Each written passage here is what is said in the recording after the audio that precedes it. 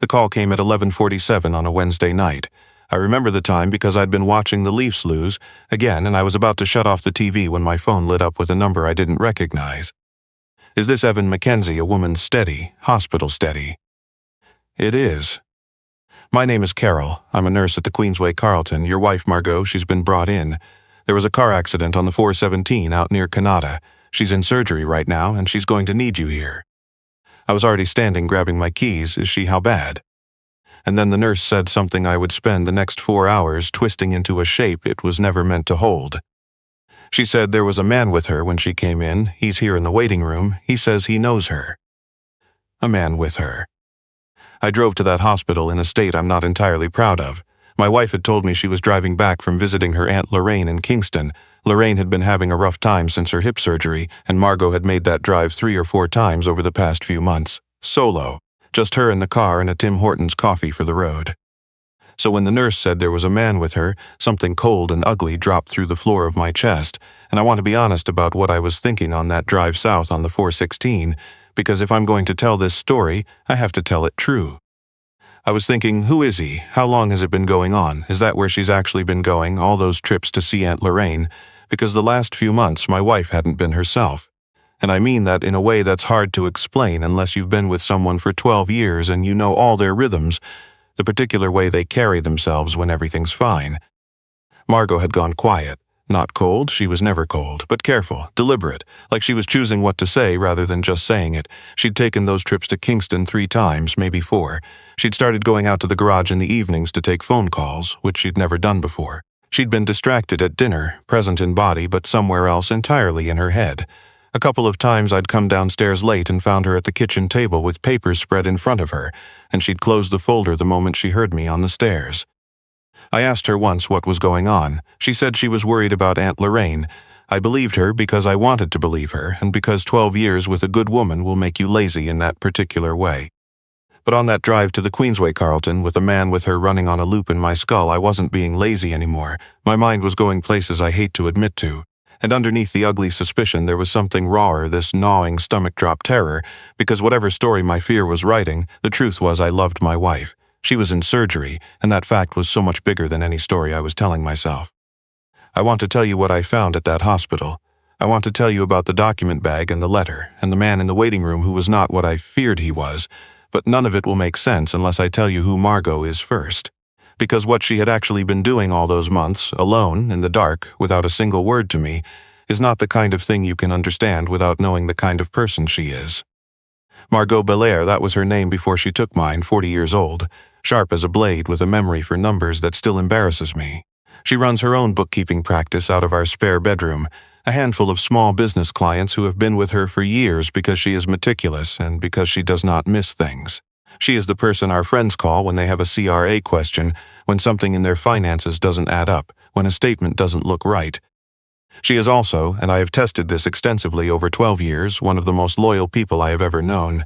When my father died 2 years ago, a long illness that ate him slowly, Margot was the one who drove my mother to appointments, who sat with her on the bad evenings, who handled all the paperwork for the estate because she knew I was drowning in grief and couldn't think straight. She did all of that without being asked. Without complaint, without ever once making me feel guilty for leaning on her completely. That is the woman I had been quietly, shamefully suspecting for 4 months. I arrived at the Queensway Carlton at 1:45 in the morning. The waiting room was half empty and too bright, and there, in a chair near the window, was a woman I had never seen before in my life. Mid-50s, silver-streaked hair pulled back, reading glasses pushed up on her forehead, a leather briefcase at her feet. She stood up the moment she saw me come through the doors. "Mr. Mackenzie, my name is Irene. I'm an estate lawyer. I've been working with your wife." An estate lawyer. I stood in the fluorescent glare of that waiting room and said, like an idiot, "Where's the man?" She blinked. "I'm sorry?" The nurse said there was a man with my wife. Something shifted in Irene's expression, understanding maybe, or something close to it. "That was my associate, David. He drove us from the meeting this evening. He gave his information to the OPP and went home about an hour ago." She paused. "There's nothing else he is, Mr. Mackenzie. He's a clerk at my firm. He's 27 years old and getting married this summer." And just like that, the story I had driven 45 minutes to confirm began to come apart at the edges. She asked me to sit down. She told me what she could, that she and Margot had been meeting for several months, that tonight's meeting had run late, that she'd offered to have David drive Margot back to Ottawa before Margot continued the rest of the way home, that somewhere on the 417 heading west, near the Eagleson exit, another car had come from behind and forced them into the guardrail. Irene had been following in her own car. She had seen it happen. I want to be careful here because some of what I'm about to tell you only became fully clear after the OPP investigation, but from very early on, the investigators did not believe it was an accident. The other car had made contact twice. It had been following them since they left the parking garage on Spark Street. But I didn't know any of that yet. What I knew, sitting in that waiting room at 1 in the morning, was that my wife was in surgery, that a lawyer I had never heard of was sitting beside me, and that Margot's belongings, her coat, her bag, her phone, were sitting in a clear plastic bin behind the nursing station. And there was something else in that bin that I had never seen before, a document bag. One of those heavy-duty accordion folders, the kind lawyers and accountants cart around, dark green canvas with reinforced corners and a combination lock threaded through the clasp. I had no idea what it was. I had never seen it in our house. "That's for you," Irene said quietly. "What's in it?" She looked at me for a moment before answering. "Everything your wife has been working on. She made me promise from the very beginning that if anything happened to her before she had the chance to explain it herself, you would have full access to all of it." She reached into her briefcase and took out a folded piece of paper. "The combination is written there, and there's a letter inside in the front pocket with your name on it. She wrote it about 3 weeks ago." I held that document bag in my lap for 2 hours before I opened it. Margot was still in surgery. Irene sat with me most of that time, quietly not pushing. The waiting room cycled through its particular 3 a.m. emptiness, and somewhere around the half-hour mark she brought me a cup of coffee from the machine in the corridor. It was bad, the kind of bitter that coats your teeth, and I held it without drinking it, and I looked at that combination lock, and I felt something I can only describe as the specific dread of a man who is about to find out whether his life is what he thought it was. Eventually, I entered the combination and heard the clasp release. I want to describe those first few seconds honestly because they were the strangest of my life. I had spent the drive here bracing myself for evidence of betrayal. My jaw was tight. My hands were not entirely steady. Some part of me was still half expecting photographs, messages, something that would confirm the story my fear had been writing for months. What I found instead was documents, a stack of papers nearly 3 centimeters thick, bank statements. Pages from a family trust agreement I recognized, my parents' trust, the one my father had set up decades ago, and that my brother Scott had been managing the administrative details of since my mother found it too overwhelming after the funeral. Property records, a notarized document from a legal firm in Barrie, and photographs taken close of signatures on official paperwork. My brother's signature over and over on documents I had never seen or been asked to sign. And in the front pocket of the folder, exactly where Irene had said it would be, a white envelope. 2 words in Margot's handwriting on the front. For Evan.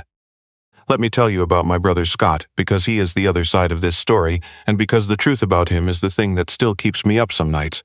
Not with anger, exactly, but with a grief I didn't expect and that I'm still sorting out. Scott is 5 years older than me, same house, same parents, same Hamilton neighborhood, same rink every winter Saturday morning. He was the one who taught me to skate. He was my best man. He came to every Christmas, every long weekend up at the cottage near Parry Sound, and he'd sit by the fire and tell the same stories from when we were kids, and he was warm and funny, and he would clap me on the shoulder and call me his little brother, and I would have told you without any hesitation that after Margot, Scott was the person in my life I trusted most. I was right about Margot. I had Scott exactly, completely backwards. When my father died, the estate was relatively straightforward. The house had already been in my mother's name, but there were investments, a modest portfolio my parents had built quietly over decades, held in a family trust, and the Muskoka cottage, which my father's will divide it equally between Scott and me. My mother was executor, but she's 73 and paperwork overwhelms her, and because Scott lives closer to her in Ancaster and had always made himself useful with practical things, she trusted him to handle the administrative details. What Margot discovered, and I am still genuinely in awe of how she found it, was that the trust had been losing money in a pattern that didn't make sense. Not dramatically. Small amounts moving through a numbered company she had never heard of, at intervals that were irregular enough to avoid routine CRA review thresholds. She found it not because she was looking, but because she was helping my mother reorganize some paperwork and came across a statement that didn't align with the trust's reported balance. She didn't tell me. And this is the part I have had to sit with. This is the part that undoes me when I think about it properly. She didn't tell me because she knew what Scott meant to me.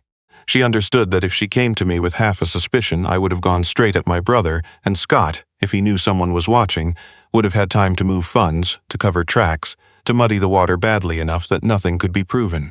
She understood that the cottage transfer she'd begun to piece together from those documents, the one bearing what appeared to be my signature on a property transfer she had never seen me sign, could disappear if Scott got so much as a hint that something was closing in.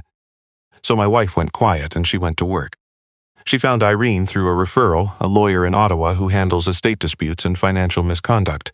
For 4 months, Margot had been making those drives not to Kingston, not to Aunt Lorraine's apartment, but to a law office on Spark Street. They had been building a case, document by document.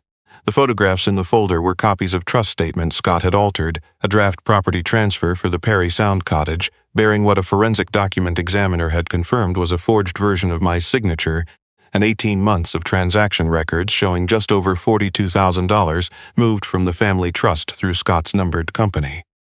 He had been planning to sell the cottage, the place where my father taught us to fish, where my mother had a chair on the dock that she considered more or less hers by divine right, where someday I had always assumed my own kids would learn to swim.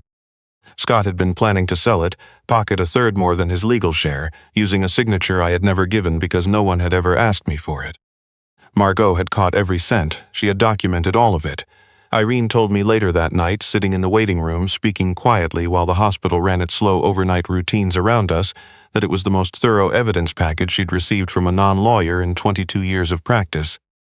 My wife had done that alone, in the margins of her regular work, in the evenings when I thought she was distracted at dinner, on the weekends when I thought she was taking those Kingston drives. She had done it while sitting across from me every night and carrying something I had no idea about. I had been filling the silence she was protecting me from with the worst possible explanation I could imagine. I opened the envelope. She began it with Evan, my love, which she does sometimes in cards, in the occasional note left on the counter, and sitting there in that hospital chair at 3 a.m. holding paper she had touched 3 weeks before, it put something in my throat I had to work around.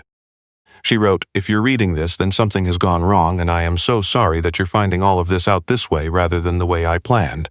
Please know that whatever happened, I am okay, or I will be. And please know before anything else that the distance you've felt from me these past months is not what it must have looked like. There is no one else. There has never been anyone else. It has always been you for 12 years, and it always will be. Here is the truth. Scott has been stealing from the trust, from your parents' estate, from your mother. I found it by accident, and I couldn't unknow it, and I couldn't come to you half-informed, because you would have gone to him immediately. I know you, Evan. I know exactly what you would have done, and then all of it would have been hidden before we could prove a thing.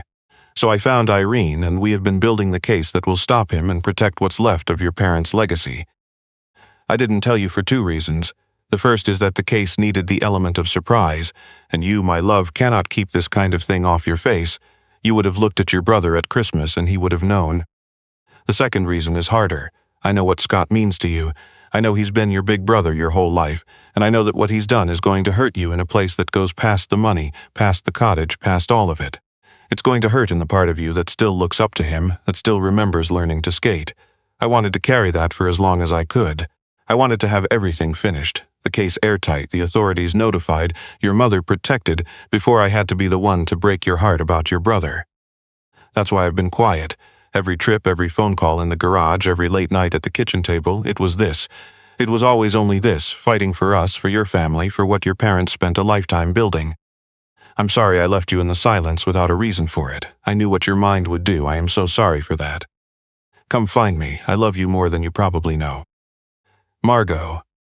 I don't have a precise word for what it does to a man to read something like that.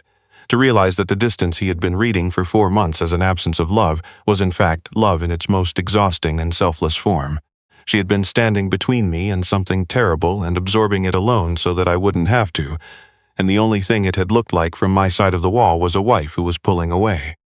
I sat in that chair and I put my face in my hands and I was not quiet about it. Irene, to her credit, said nothing. She just sat there and let me be broken for a little while, and then the bad coffee appeared on the chair arm beside me, and eventually I looked up. She documented everything I said. It wasn't a question.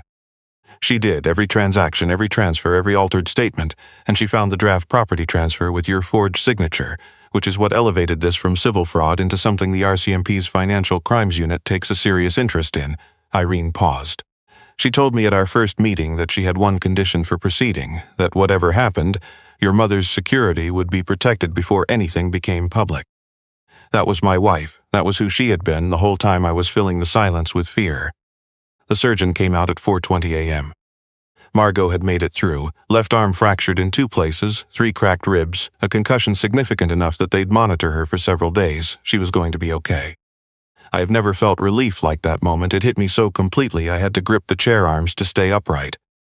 They let me in to see her eventually. She was pale against the white of the hospital pillow, one arm in a temporary cast, monitors doing their quiet mechanical work around her. I sat down beside the bed and took her hand gently on the right side away from the cast, and she stirred and opened her eyes. She looked at me, and then, because she is exactly who she is, the first thing she did was try to apologize. Her voice was rough, barely there. "I was going to tell you this week, I promise. I'm sorry I made it look." "Stop." I had to slow down because my voice was not doing what I needed it to do. "I read your letter. I read everything in the folder." She searched my face. And I am so sorry." I stopped and started again. "For 4 months I never said it out loud, but Margot, the things I was thinking, while you were doing all of that alone, I was sitting at the dinner table imagining." "You couldn't have known," she said. "I built it to look like exactly what you were afraid of. Of course you wondered. I would have wondered too." That doesn't let me off. She squeezed my hand, very lightly because of the ribs. "We can argue about that when I can breathe without flinching. There is a particular thing that happens when someone forgives you for something you can barely forgive yourself for. It is not relief, exactly. It is something heavier and more careful. The feeling of being handed something fragile that you now have to carry properly for the rest of your life to make up for having dropped it. I have been carrying it every day since. I stayed at the Queensway Carlton for 3 days. I slept badly in the reclining chair they brought in, and I did not care at all. I brought Margot things from home, her preferred tea because she won't touch hospital tea on principle, her paperback, the blue blanket from the couch that she considers specifically hers, and I sat with her while she slept, and I thought about 12 years of marriage and about how extraordinarily easy it is to stop actually seeing the person you know best in the world. On her second day, I called Scott. I want to be honest about that conversation. I had the evidence. Irene had already moved the complete file to the RCMP. There was also now the matter of the crash itself, which the OPP were treating with a seriousness that told me they believed it was not an accident. That someone connected to the private lender Scott had borrowed against the cottage from had followed Margot and Irene's associate from the parking garage on Spark Street. I didn't call Scott to warn him. I didn't call to confront him. I called because some part of me needed to hear his voice one more time while I still could, while the part of my brain that remembered being 8 years old on a frozen rink still had a big brother in it before that became something else permanently. He picked up on the 3rd ring, asked how I was doing, mentioned the Leafs. I thought, you knew someone was getting close, and you either made a call or you let someone make it for you. I said goodbye. I didn't call him again. The investigation confirmed in time that Scott had been aware for several weeks that someone was examining the trust records. He had taken a loan against his share of the Parry Sound property from a private lender, not the kind who operates through proper channels, and when he understood that Margot was close to finishing what she'd started, he had communicated that to the lender, and the lender had sent someone to handle it. Running 2 people off a highway at night is the kind of act that, when the OPP and the RCMP are both looking at it, generates consequences that reach well past the original fraud. Scott is facing those consequences now. I am not going to pretend I know exactly what his next several years look like, because I've learned to let the legal process do what it does without making it more of my business than it needs to be. My mother had to be told. That was one of the hardest mornings of this whole thing. Margot and I sat with her together, once Margot was home and moving carefully around the house again, and we told her everything slowly and completely. She was quiet for a long time. Then she said, in the particular way my mother says difficult things, flat, without ornamentation, I always thought there was something off about those statements. I thought I just wasn't understanding them properly. She had understood. She had just trusted the wrong person to explain them to her. Because of what Margot had done, the documentation, the asset tracing, the careful work of months, the trust is largely intact. The cottage near Parry Sound is still ours. My mother's financial security is protected. We lost some, not all, and what we lost to a man who turned out to have been performing his loyalty for 20 years, while something else entirely was going on underneath it. I think about that a great deal, about how Scott looked, the warmth, the ease, the long reliable history of him, and about how none of it was what I thought it was. and about how Margot, who was real all the way through, who was fighting for our family alone in the dark while I sat across from her at dinner imagining the worst, she looked like the one pulling away. Loyalty and betrayal do not always come in the shapes you are expecting. I thought I knew what a trustworthy person looked like. I thought it looked like warmth and familiarity and decades of shared history. It doesn't, necessarily. Sometimes it looks like a woman who goes quiet and takes something terrible on alone because she loves you enough to carry it herself so you won't have to. Margot's arm healed over the winter. The ribs took longer. She's back at her desk in the spare bedroom now, back to her clients and her meticulous spreadsheets and the particular focused quiet she gets when she's working through a set of numbers. Some evenings I'll stand in the doorway and watch her, and I think about how close I came to driving to that hospital and letting fear make my decisions for me. About the version of this story where I don't go, where I decide I already know what I'll find and I don't want to see it, where Margot wakes up in a hospital bed and waits for her husband and finds out he isn't coming. That version nearly happened. I drove 45 minutes with an ugly and unfair story running in my head, and the only thing that outweighed it was a love that I had been taking for granted badly enough that I almost didn't recognize it anymore. I got lucky. I know exactly how lucky I got. The thing about the story fear tells you, and I mean the real kind of fear, the kind that grabs you when someone you love goes quiet without explanation, is that it sounds exactly like your own voice.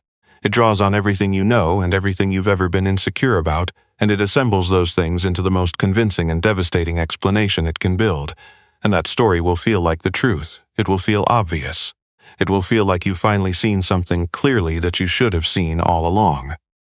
But the people who love us are sometimes carrying things we have no way to see. Sometimes the quiet that frightens you is not an absence of love, but love doing the hardest possible work, in the dark, without any of the credit.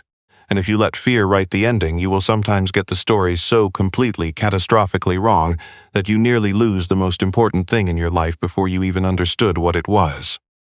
Before you convict someone you love of betrayal based on a silence you don't understand, ask yourself, is there something I'm not seeing? Is there a battle being fought on my behalf that I don't know about? I almost didn't ask. I nearly let my fear close the story before I had all the pages. Go to the hospital, read the letter, trust the track record of the person who has already shown you, 100 times in 100 quiet ways, exactly who they are.